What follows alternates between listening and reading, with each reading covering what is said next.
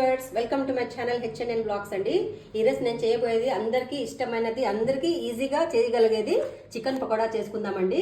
Chicken pakoda అందరూ చేస్తారు, కానీ చిన్న చిన్న డిఫరెన్సెస్, వేరియేషన్స్ ఉంటాయండి. అంతే ఎట్లా చేద్దామో చూద్దాం రండి. నేను 1/2 kg చికెన్ని ఉప్పు నీళ్ళలో వేసి కొంచెంసేపు పెట్టుకున్నానండి. ఒక 1/2 అవర్ అట్లా పెట్టుకుంటే ఏమవుతుందంటే ముక్క బాగా మెత్తగా లోపల టెండర్గా ఉంటుందండి. అందుకే 1/2 అవర్ నేను ఉప్పు చికెన్లో అండి 1.5 టీ స్పూను అల్లం వెల్లుల్లి పేస్టు, కారము 1 స్పూను, ధనియాల పౌడర్ అండి, వేయించిన జీలకర్ర పౌడర్ అండి, కొంచెం గరం మసాలా, మిరియాల పొడి, నిమ్మకాయ,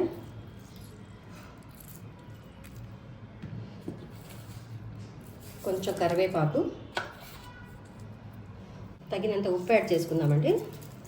యాడ్ చేసుకొని నేను ఒక 1/2 చెంచా పెద్ద చెంచా నువ్వులు వేసుకుంటున్నానండి. వేయించుకున్న నువ్వులు, అది వేస్తే టేస్ట్ చాలా బాగా వస్తుందండి. దీంట్లో శనగపిండి వేసుకుందాము, స్పూన్ బియ్యం పిండి వేసుకుందామండి. బాగా కలిపేద్దాము. కొంచెం ఆయిల్ వేసి కలిపేసి అండి ఫ్రిడ్జ్లో ఒక 1 అవర్ పెట్టేస్తే చాలా బాగా వస్తుందండి. ఇంకా నైట్ పెట్టి పొద్దున చేసుకుంటే ఇంకా బాగా టేస్టీగా వస్తాయి. 1 అవర్ పెట్టుకుందాం చాలు ఇప్పటికైతే. దాని తర్వాత నూనెలో వేసి ఫ్రై చేసుకుందాం.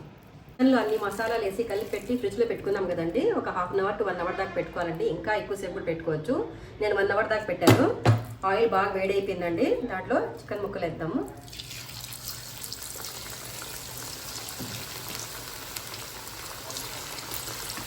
చికెన్ పకోడా తయారైపోయిందండి. మంచి కలర్ కూడా వచ్చేసింది. నేనైతే చికెన్ పకోడాలో ఫుడ్ కలర్ వేసుకోలేదండి. మీరు కావాలంటే యాడ్ చేసుకోవచ్చు. ఇంకా అయిపోయిందని తీసేద్దాం. ఇప్పుడు మన చికెన్ పకోడా తయారైపోయిందండి. చూడండి ఎంత బాగా వచ్చిందో.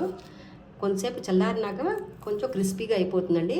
వేడిలో కొంచెం మెత్తగా కనిపిస్తుంది. కొంచెం నిమ్మకాయ అట్లాగా పిండుకొని కొంచెం ఉల్లిపాయ వేసుకొని తింటే అండి సూపర్గా ఉంటుందండి. మీరు కూడా ఒకసారి ట్రై చేయండి. నా ఛానల్ని లైక్ చేయండి, షేర్ చేయండి, సబ్స్క్రైబ్ చేయండి. Thank you so much.